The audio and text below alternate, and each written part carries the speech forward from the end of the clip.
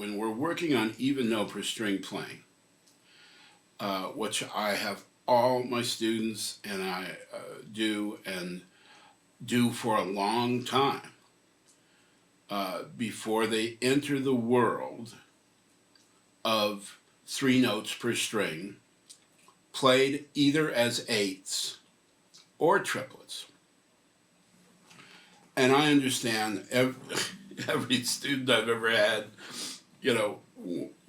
will get off, finish the lesson and go back and start practicing the good stuff, whatever they want to get into. But those that take it to heart, that even note per string playing has an incredible effect on building a foundation. And let me say this out loud, it is not the end all, and I never ever would suggest that it is, and never have. I am so adamant about even note per string playing only because it truly develops a serious foundation, something that you can always go back to and have, fast, clear, precise, great sounding technique. So in those terrible, stressful musical situations that I guarantee will come up if you're going for being a professional player, then the even note per string is that place we go to that's it's a safety net that's always going to sound good and always going to work for you. Now, when we want to create a beautiful improvisational picture, we want everything on our palette. And of course, triplets are a huge aspect of that. Like I said, there's 2 ways to look at them. When you work on triplets legato style, then everything's just beautiful as could be. When you alternate pick a triplet or even 3 straight eighth notes, you are running into a challenge that your next phrase is going to start with an up pick. So let's talk about that, because whether it's a triplet or, again, 3 eighth notes, it's odd time.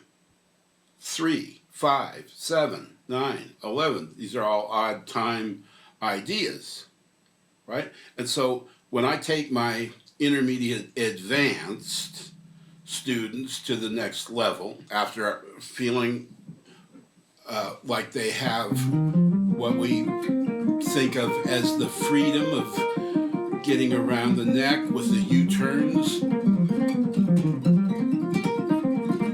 and some of the any 2 note stuff going on and the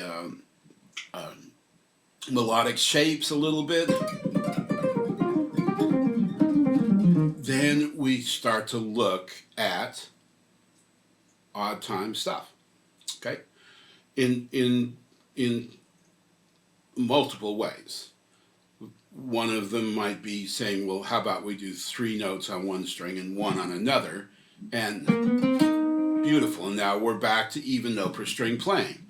But we're really understanding that that's 3-1. So the idea of any 2 notes, by the way, is that even if we do it, we can do any 2 notes on one string, that's no problem. But if we do any 2 notes on 2 strings, 1 note per string, we're still going to be okay. That's the way I think of it, is sort of entry level to building serious intermediate technique, where we can do this and I just go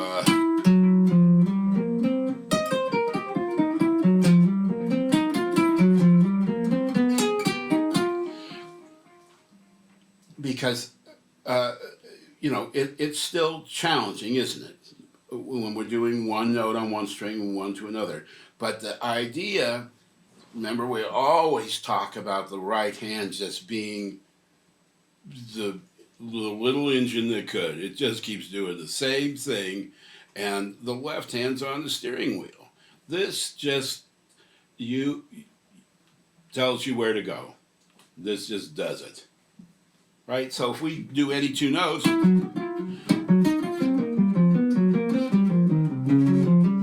it doesn't matter. We're always set up after we do our any two notes because we're just doing down up. And it's obvious, isn't it?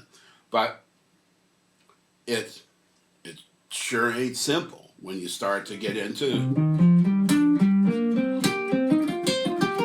large intervals, which sound extremely cool. There's a sixth. Here's fifths.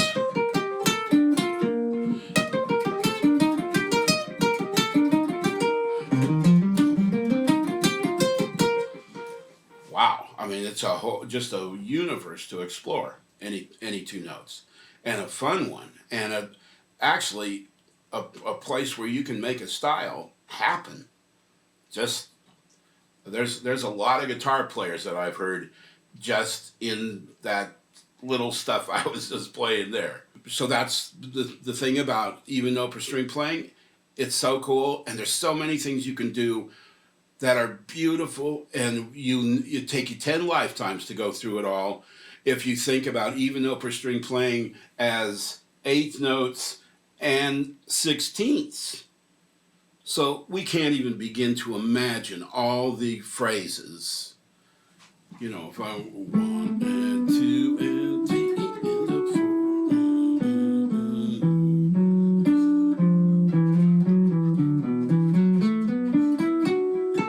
4. I mean, it's just endless phrase after phrase after phrase that you can create. So I'm doing that really, really slow, but you get the idea. Eighth notes to 16th notes, you have endless phrases that you can create. And the only reason I'm bringing it up is because you can do that without triplets. So I try to talk to my students and say, trust me for a little while. Spend, if you have to go, if you're playing a gig and use triplets or do whatever, but, just try to stay with this dynamic for as long as you can. I'm doing it every day still, but I think without blowing my horn, my technique stands up. It stands on its own. From that, it's clean, clear, fast, and accurate.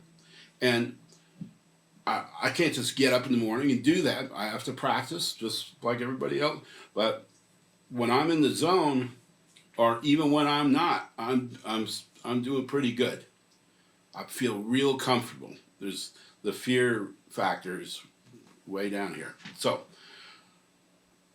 when we add in triplets, we have to think in a different way now. So the first way to think of triplets is legato style. So even if you're alternate picking,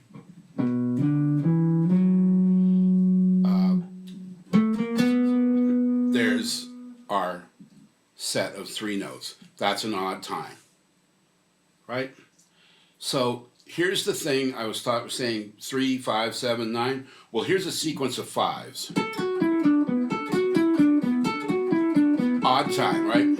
What's happening when I play the first sequence is down, up, down, up, down. Now, our little engine that could has to be doing this same thing. So the next phrase has to be up, down, up, down, up. So it doesn't matter if it's 3 or 5 or 7. The phrase has to be done twice in order for us to end up back at our even note playing idea. So I could be doing this. Here's all even note per string. There was 2 sets of 5, 8. And I'm back on track.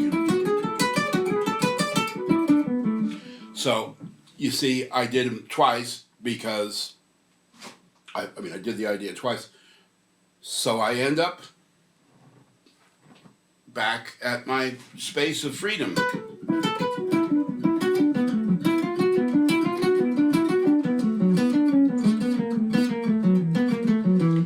So with triplets, it's the same thing.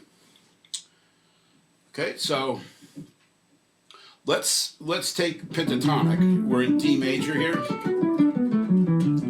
B minor, 6th shape.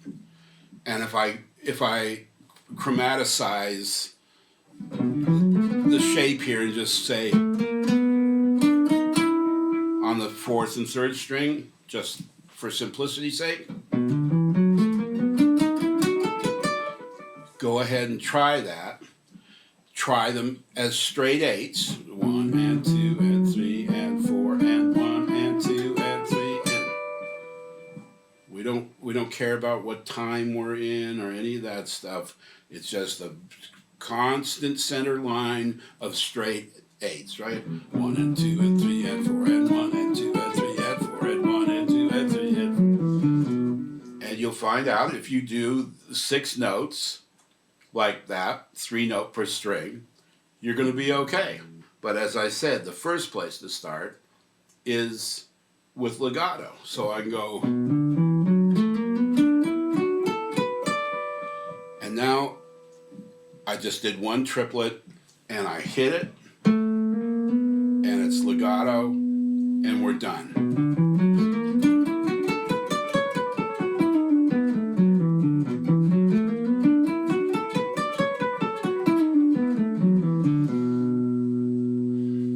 Okay, so I'll work on things like this. Let's see. So there's 2 triplets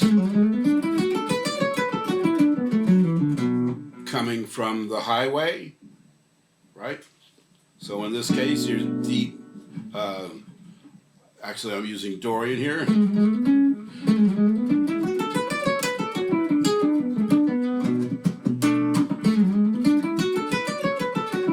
And they are not alternate pitch. And I can just do 1 triplet. And I'm cool and calm and collect, okay? But my suggestion to you all is do 2 triplets at a time. Start working on triplets. We don't care. We just want to go from the real thing is going from a triplet back into 8th notes, or triplets into 16th notes, and having it not sound weird. That's practice for me. I'm sorry, I did it was triple, as you can tell. So da da da da da da da da da. Especially if you've stopped alternate picking all of a sudden.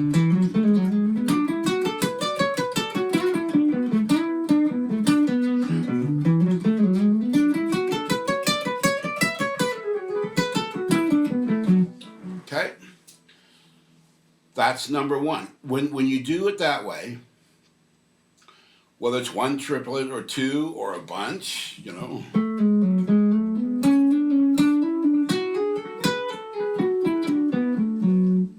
well, you're going to be okay. It doesn't matter because it's legato and there's just one attack per triplet.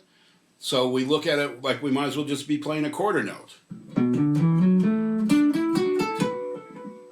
Right? 1 and 2 and triplet, which means we would start after we hit our quarter note. We'd start with a down pick again. We're starting on a primary beat. Okay? So in relation to what I just said there, if you alternate pick, 1, down now I'm starting the rest of my phrase, whatever it is, with an up pick. What I'm trying to get at is because I keep my students away from that for a while, that when it does turn into this,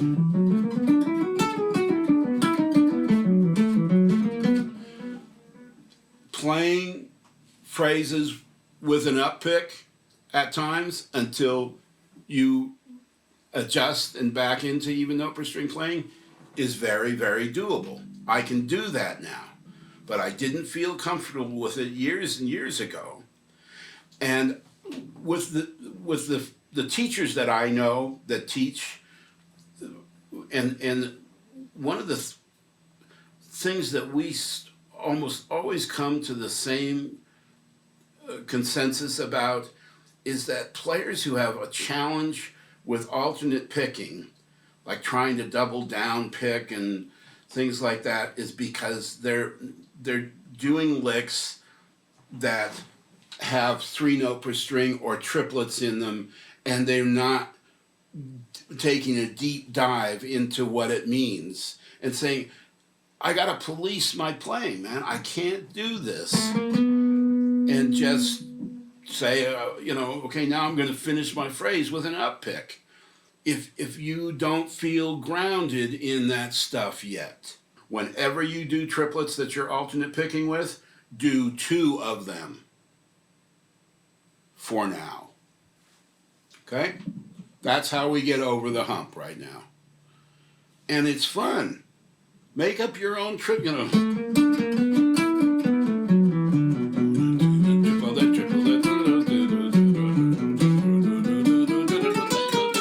sorry.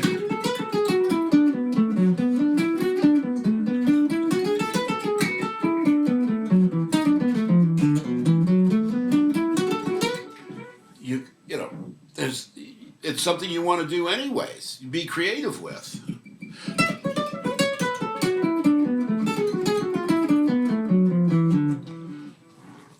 So, and you do it, you don't have to rush into it. There's nothing about how fast you do it. So start it here. And you can just say, hey, I'm going to do a triplet across, 2 triplets across 3 strings. Triplet, triplet. Down, up, down, up, down, up. So,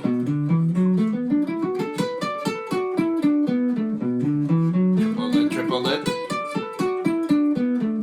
triplet, triplet, triplet, triplet. And once you just get used to that, through all shapes, then you get a feel for that, and you can start getting on a highway.